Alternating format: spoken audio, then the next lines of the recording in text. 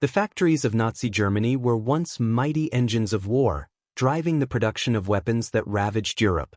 Yet, when the war ended, these industrial giants faced an uncertain fate. Abandoned, repurposed, or left to decay, they became symbols of a defeated empire, their machinery left to rust. The Allies, grappling with the task of dismantling or repurposing these massive plants, faced a complex challenge: how to transition from war to peace when the very factories that fueled destruction now lay in ruin. What happened to these colossal remnants of the Third Reich? The answer is a story of both destruction and reluctant rebirth. The factories of Nazi Germany were once the beating heart of a war machine that stretched across Europe. Their steel-hardened walls, heavy machinery, and vast assembly lines produced tanks, aircraft, and weapons that helped fuel one of the deadliest conflicts in history. Yet, when the war ended, these same factories, symbols of industrial might, found themselves abandoned, repurposed, or left to rot in the ruins of a defeated empire. What happened to them? How did such massive, intricate engines of war simply cease to function? In the weeks and months after Germany's surrender in May 1945, the industrial landscape of the country changed almost overnight. The defeat had shattered not only Germany's military but also the very systems that had sustained it. The factories that had once churned out vehicles like the Tiger tank or aircraft like the Messerschmitt Bf 109 now sat silent, stripped of their purpose. The Allies, particularly the United States, the Soviet Union, and Britain, immediately turned their attention to the factories, enormous, well-established industrial behemoths that had been integral to the Nazi war effort. The question on the table was simple: what do you do with a factory designed to make weapons of war when the war has ended and the enemy has been defeated? The answer, as history would reveal, was far more complex than it might first appear. The American response was one of dismantling. The goal was to eliminate Germany's ability to wage war again by dismantling its industrial capacity.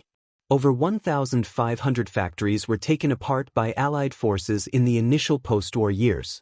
They seized machinery, tools, and blueprints, effectively crippling Germany's ability to produce military-grade weapons. The United States took a particular interest in the advanced technologies and manufacturing capabilities that had supported Nazi advancements in areas like rocket propulsion and jet aircraft. But while these efforts were designed to prevent future conflict, they also posed a question: could a country recover when its lifeblood, the very machinery of its economy, was being taken away? In the eastern part of the country, where the Soviet Union's influence was more pronounced, the situation was no less dramatic. The Soviets dismantled factories too, sometimes even entire cities, and transported them back to the Soviet Union. This was not just a matter of stripping away Germany's military capacity. It was a strategic move to bolster Soviet industry. Factories that once produced military goods were now sent east, where they were either reassembled in Soviet territory or sold off for parts. But this decision had unintended consequences. The Soviet Union's relentless extraction of Germany's industrial heart left vast swaths of the country in a state of economic paralysis. In the wake of this widespread destruction, a different reality began to emerge for many of the factories that remained. As Western European powers focused on rebuilding their economies, some parts of Germany, particularly in the western zones controlled by the Americans and British, began to see a more pragmatic approach to their industrial assets. The factories that had once made weapons of war were now, in some cases, turned to new purposes. The transition from arms production to civilian goods was slow but inevitable. Ford, Opel, and Volkswagen, companies that had once been contributors to Germany's war machine, shifted their efforts towards rebuilding a peacetime economy. Yet, even as they did so, the looming question of reparations, of the moral and political costs of war, lingered. These transformations did not come easily. Some of Germany's factories were left abandoned, their machines rusting away in what would become an eerie silence. In places like Berlin, where the war had left deep scars, entire industrial districts stood in ruin. Other factories, still intact but lacking the resources to function, stood empty. Even as the economy slowly began to rebuild, these remnants of a war that had torn Europe apart became reminders of the past, a past that many would rather forget. The logistical challenges were immense. Germany's railway system, once central to the movement of goods, was in disarray. Transporting machinery, tools, and even raw materials became a monumental task. Roads, once bustling with traffic, were now fragmented, damaged by years of bombardment. The lack of resources, manpower, raw materials, and even the basic infrastructure necessary to sustain industry meant that the factories that had once produced tanks and fighter planes could not simply be turned back on. The idea of reconstituting these factories into productive civilian centers faced enormous hurdles. In the Western zones, the American and British occupiers realized the pressing need to stabilize the German economy in order to avoid total collapse. This shift from punishment to reconstruction became more pronounced as the Cold War began to cast its shadow. The factories, once integral to Nazi ambitions, now became part of a broader effort to revive German industry and prevent it from sliding into total ruin. The Marshall Plan, designed to pump billions of dollars into Europe's recovery, included support for rebuilding Germany's industrial capacity, though not without conditions. The factories that had once been part of the Nazi war effort were often forced to reinvent themselves, to shift from producing instruments of destruction to producing civilian goods. But this reinvention was neither quick nor easy. One example lies in the transformation of Daimler-Benz. Prior to the war, the company had been a key player in the automotive industry, but during the war, it shifted to producing military vehicles. After 1945, as part of the wider post-war recovery, Daimler-Benz found itself at a crossroads. The company, like many others, faced enormous pressure to shift its focus, to move away from the war economy and back to civilian life. But as the company's factory facilities lay in ruins, the challenge of rebuilding was compounded by a changing political and economic climate. The uncertainty of how to transition from wartime production to civilian manufacturing loomed large. By 1947, the complexity of the situation became clearer. While some factories managed to retool and pivot to non-military products, others had simply fallen into disrepair. The newly formed Federal Republic of Germany faced mounting challenges to rebuild its industrial base. The loss of wartime infrastructure, compounded by a lack of raw materials and labor, created a volatile economic environment. In many cases, the factories that had once been symbols of Nazi power were no longer usable. They were either scrapped or repurposed, their massive size and complexity too much for a country struggling to get back on its feet. Yet, even in the rubble, there were whispers of possibility. The rebuilding of Germany's industrial base did not rest solely on the shoulders of the occupying forces. German workers, engineers, and managers began to make their mark in the recovery effort, sometimes using whatever tools and resources they could find. In the West, a careful balance was struck between rebuilding the factories for the new, peaceful economy and dealing with the war's legacy. In the Soviet-controlled East, the picture was far more bleak. The Soviets, while dismantling the factories for their own purposes, left behind an industrial landscape that would take decades to recover. The very same factories that had contributed to the Nazi war effort were now relics of a different world, a world of economic division, industrial destruction, and uncertainty. The fate of the German factories in the aftermath of World War II is a story of industrial tragedy and reluctant rebirth. It is a tale of systems built for war that had no place in peace, and of industries that had to either disappear or be reshaped to serve a new and fragile world. After the immediate post-war years, the fate of Germany's factories grew even more complex. The process of dismantling and repurposing these industrial giants was far from uniform across the country.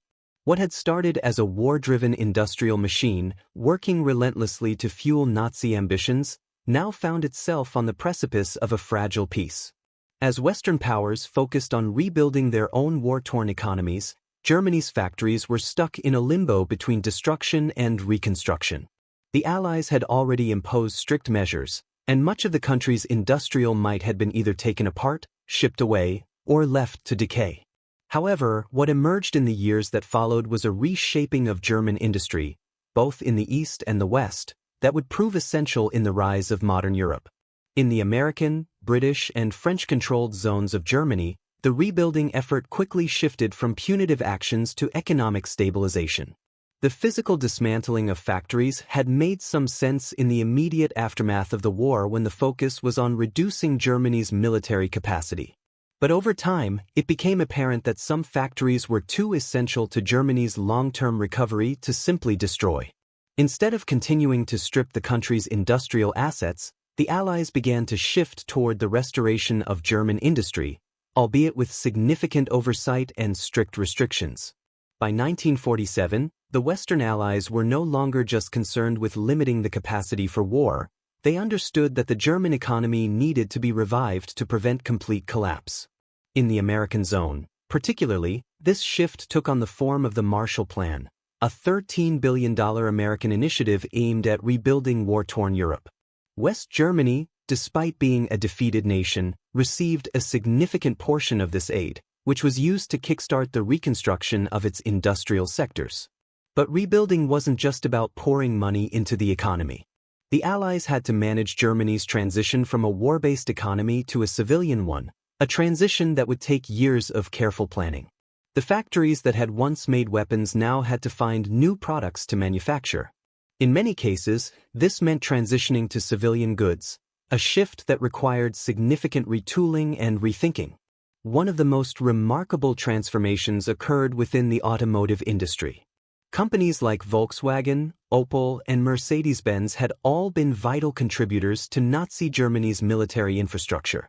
During the war, Volkswagen produced military vehicles, including the Kübelwagen, a German military version of a Jeep. Post-war, however, the company had to adapt to the new reality. The British military initially took control of Volkswagen's factory in Wolfsburg, using it for manufacturing civilian vehicles. By the late 1940s, the factory began producing the iconic Volkswagen Beetle, which would become one of the best-selling cars of all time. While this shift from military to civilian production was crucial for Germany's economic revival, it also reflected the larger challenge the country faced. The very industrial infrastructure that had been designed to fuel war had to be transformed to contribute to peace. But the transition was neither simple nor seamless. The factories were now crippled by years of neglect and damage. Some were reduced to rubble, others were rendered obsolete by the changing technological demands of the post-war world. The workforce itself was not always available, as many skilled workers had been either conscripted into military service or displaced by the chaos of the war. Moreover, the lack of raw materials, energy shortages, and the continued presence of foreign occupation forces all contributed to a slow and difficult recovery. In many cases, production was inefficient at best, and German industry struggled to regain its pre-war status. Still, even as Germany's industrial machinery sputtered back to life in the West, the situation in the Soviet-controlled East was far worse. The Soviets had their own agenda, one that was both punitive and pragmatic. Soviet authorities stripped East Germany of much of its industrial infrastructure, sending factories, machinery, and intellectual property back to the Soviet Union to help fuel the rebuilding of their own economy. This was done under the guise of reparations, but it also served the broader Soviet interest of weakening Germany's industrial potential while simultaneously strengthening their own. Factories were disassembled, entire plants were moved, and the equipment necessary for production was carted off to Soviet-controlled territory. The Soviets didn't just dismantle the factories. They imposed a system of forced labor that would haunt East Germany for decades. Many of the former workers in the factories were either sent to labor camps or forced to work under harsh conditions for minimal pay. The factories themselves were often restructured to produce goods for the Soviet Union, not for the German people. This created an economic gap between East and West that would persist throughout the Cold War.